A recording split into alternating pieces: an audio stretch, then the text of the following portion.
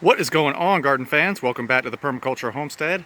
I am at the home site right now and going to do a big walkabout the whole food forest, kind of touch on some key elements, talk about a few things before the rain comes.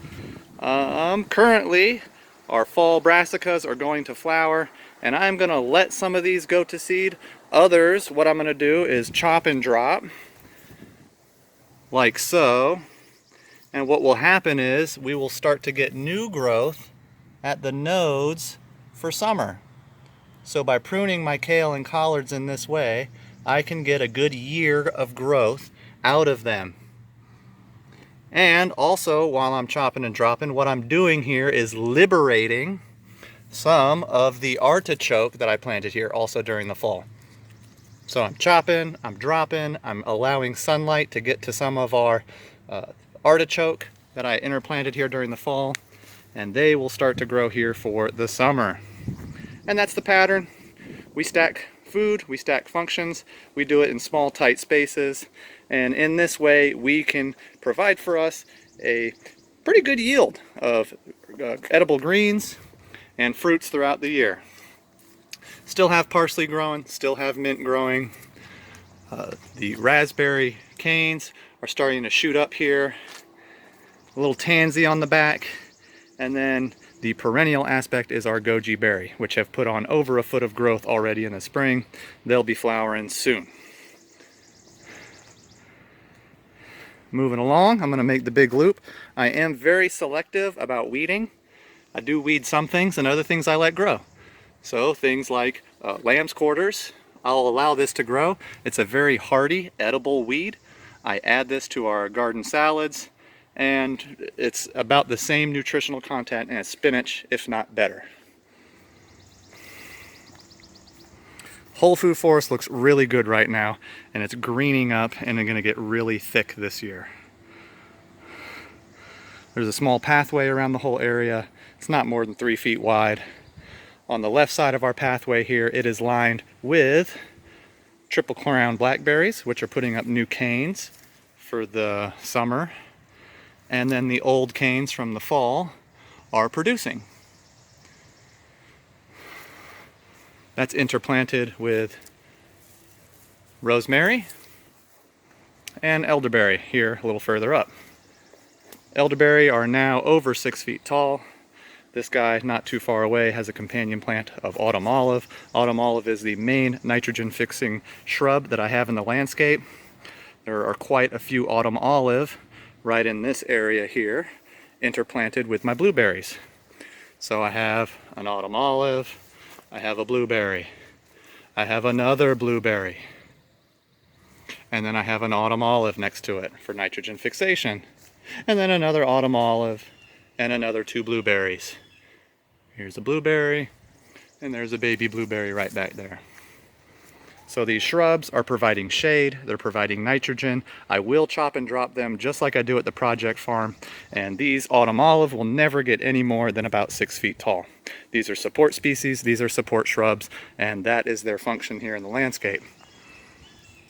So really looking really dense, really dense. This is a black mulberry that took a little bit of frost damage early spring, but it's coming back and putting on some fruit. So we will get mulberries off of this. We are also going to get mulberries off of my Pakistani mulberry right here. It too took just a little bit of fake spring damage, but coming back with a vengeance and putting on mulberries. So mulberries, we got blueberries growing. We've got all types of greens growing that we're picking from. Peach tree, not too far away. I do have a tree about every 6 feet apart. It has set fruit heavily. Permaculture gardens do tend to over-pollinate and overproduce. So this peach tree is loaded down, and it has its own set of companion plants underneath it. Things like garlic chives, catnip, catmint. There are collards and kale up here. I do have onions that I'm allowing to go to flower. I really like the complex look of these onion flowers. So these will get pollinated, and then they'll drop their seed right down on top of it and grow for me some more onions. Nitrogen fixation in the form of sweet pea are growing out here. Sweet pea, sweet pea. Here's another pile of sweet pea kind of coming up this tomato cage. And that is a nice little companion planting all in a 3x3 square box underneath a peach tree.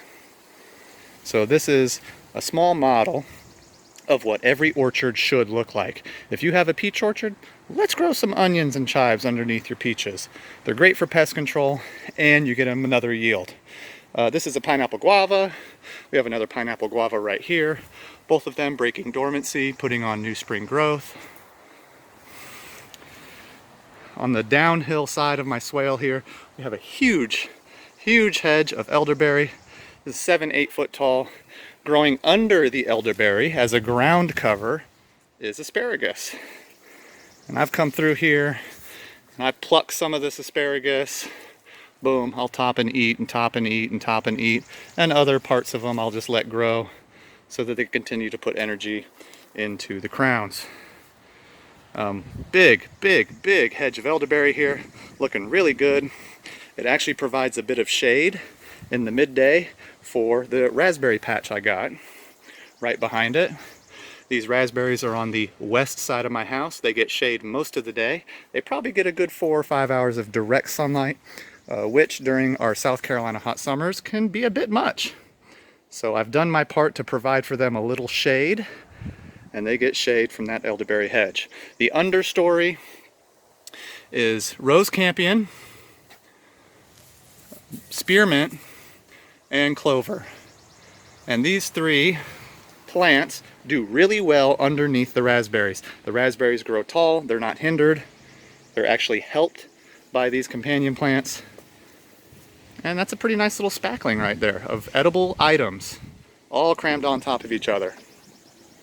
Moving along, garden fans, I've been doing a rabbit tractoring system. So I'll bring in the rabbit along the food forest. She's gonna eat up the weeds, she's gonna scratch, she's gonna manure, and what I'm gonna do is come back behind her in the wake, and I'll be planting our spring veggies in this dirt right here. And the good thing is I've already got irrigation set up. Bloop, bloop, bloop, bloop, bloop, bloop, bloop, bloop, bloop, bloop, coming out of our water catchment. And what I'll do is lay my watering system down along as I get things planted. She's really happy in between this elderberry hedge and tree layer. Pawpaws. Pawpaws are doing good. Here's a pawpaw. We have a comfrey pawpaw, and they do grow in patches and they do spread runners. The oldest pawpaw on site is flowering. These are some of my favorite looking flowers. They're a deep indigo, violet, maybe even black, with a really cool looking yellow pistil in there. These are pollinated by flies actually, and not bees. And once again, pawpaws grow in patches. So here's one, here's another one behind it.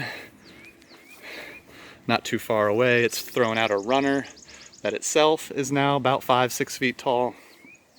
And I'm feeding this tree with autumn olive. So it's got a little autumn olive nitrogen fixation with it, and then of course some comfrey that's coming up. This upper swale patty has had the peach trees chopped down. That's given a little more light to the ground cover. This is catnip. And what I like about catnip and what I like about the ground covers I've chosen is that they spread readily. Wherever I have catnip, there's no weeds. You don't see any weeds growing up through there. And wherever there's weeds, there's no ground cover growing. So I am doing my part to continue to spread things like catnip and mint and lemon balm in this food forest. They are great ground covers, and they do a good job suppressing weeds. Now, I want to talk Hyuga Mounds. I have 3 Hyuga Mounds here. 1, 2, 3. And at one point in time, these 3 lumps in my landscape were garden boxes. They're about 4 foot tall, and at the bottom of them they had wood core and they were filled with dirt. Over time, the boxes broke down. I broke them down, flattened them out, opened them up, and then started planting trees and things in them. So, on Hyuga Mound 1, we've got autumn olive, of course, and then pomegranate with a ground cover of lemon balm and apple mint. And same story, wherever you see mint or lemon balm, you don't see weeds. Same story, second Hyuga Mound over. More dominant ground cover is going to be apple mint. It has an autumn olive, and I need to put another pomegranate here. And I will be planting another jujube right here. So 1, 2, 3 Hyuga Mounds that I've broken down and am growing on top of and in. Smaller Hyuga Mounds do a lot bigger than larger ones. Now I'm adding a jujube because I already have one on site, a lead jujube. It's broken dormancy. It's putting on a great amount of green growth. It should be flowering here in the next week or so. Fruit set is September through October. It has a shrub layer of wing sumac. And I allow the wing sumac to grow. I top it off, it splits, and I'll top it off again at some point in time. It is only here to provide protection, to provide a little shade. It's a nurse crop that happens to give me a little bit of food. Of course, autumn olive, that's the screaming theme out here. I'm gonna step back here and just give you a global look at the whole food forest. So at one point in time, the thickest part of the canopy was over here, and as I pan across, now the largest part of the canopy is where the mulberries are living. And this year, I'm expecting this canopy of pawpaws to actually blow right up. So it's thick, it's dense, everything you see is some sort of food item.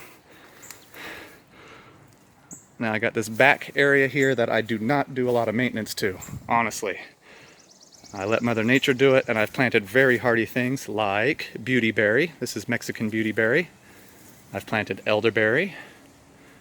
And then I've got a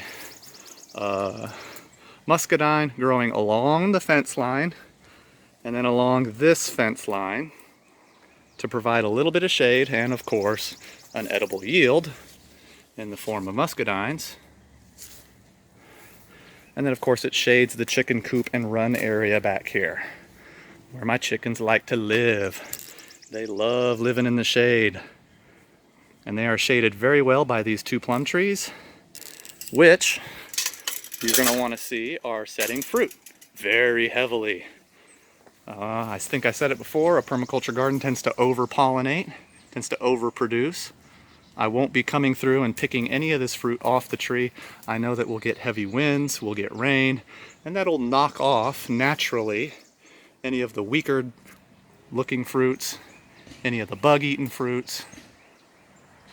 But both of these plum trees are low dead down, so we should be getting a plum harvest this year, just like we did last year. However, I strongly think that this one will be a lot bigger.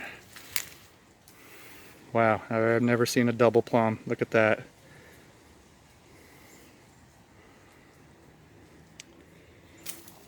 The chickens do a great job breaking pest cycles here. Any pests underneath these trees will get eaten up. These plum trees generally stay pretty bug-free, and I get a pretty good crop of plums. So at least we did last year. Also back here is a fig. And the chickens are doing a great job back here, keeping things fed, fertilized, happy, healthy, and pest-free. There are no ants back here. Chickens eat them. I had a friend of mine ask me recently, hey, I got an ant problem, what do I do? Well, I say you don't have an ant problem, you have a chicken deficit. Here's my greenhouse. I'm soon going to be doing a video on this. We've got squash, zucchini squash, spaghetti squash, green beans, peppers. We've got herbs. We've got parsley. We've got chamomile. We've got basil. And we've got spinach all up in here. And all of these things, like I told you earlier, are going to be going and growing in the wake of my rabbit tractoring system. So there's a lot growing on, garden fans. The thornless blackberries are starting to flower. The thorny blackberries have already flowered. We're going to be picking blackberries and raspberries all year, and goji berry as well.